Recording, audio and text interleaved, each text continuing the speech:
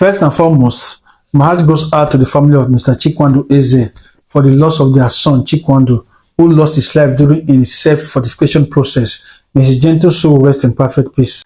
This is just a story of about traditional beliefs versus modern safety. This story actually have two versions, so let me go with the first version. This young man here, his name is Chikwado Eze. He was just 26 years old. So he was said to have gotten a visa to travel abroad, at least in search for a greener pasture. So he went down to this village in Ugbaike in the northern part of Enugu State, Nigeria, met with the dad and told the dad that he has gotten a visa and he wants to travel out of the country and he needed to be fortified. Though it was not clear who suggested or who gave the idea of about this fortification, but at the end of it, the father took him to a native doctor who agreed to perform the rituals for them. So the native doctor told him that for the ritual to be successful, he must be buried alive for about an hour 30 minutes. So which they both agreed. So the native doctor got some people to dig the ground and they got a coffin. So they put Chikwado inside the coffin and buried him alive. So after about 1 hour 30 minutes, so they dug the ground and brought out the coffin.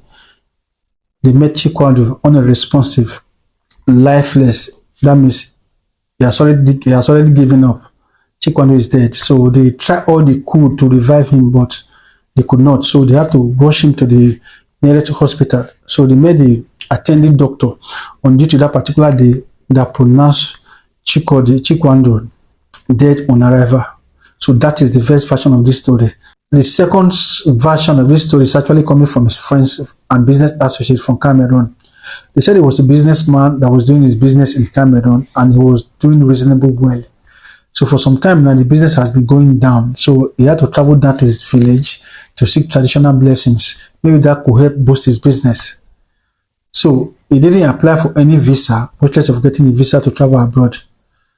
That is the second version of this story. But for me, getting a visa or not getting a visa, the bottom line now is he got himself involved in a ritual that took his life. Now let's analyze what could make this guy lose his life within an hour 30 minutes.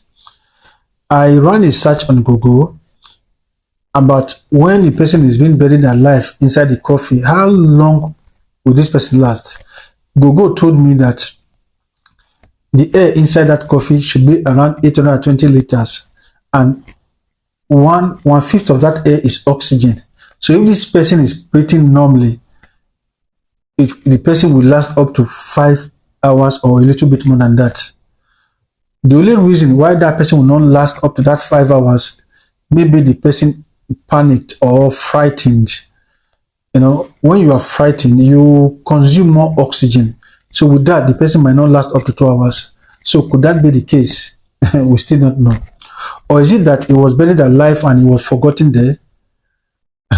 That is another factor. Or was it a deliberate act? So there are so many factors surrounding this whole thing. Anyways, police are already on the matter now.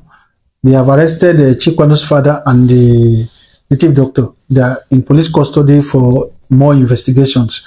Though I believe that they are going to carry out an autopsy. With that, they are going to reveal more details about his death. But a lot of people are saying that police should release Chikwado's father and the native doctor because they didn't force him to do it. The native doctor didn't go to Cameroon to invite him to come and do the ritual.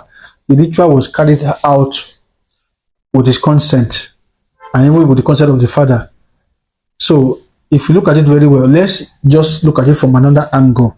Just like a medical surgeon, someone goes to the medical surgeon for an operation and the operation didn't go well. I don't think the medical surgeon will be arrested for that.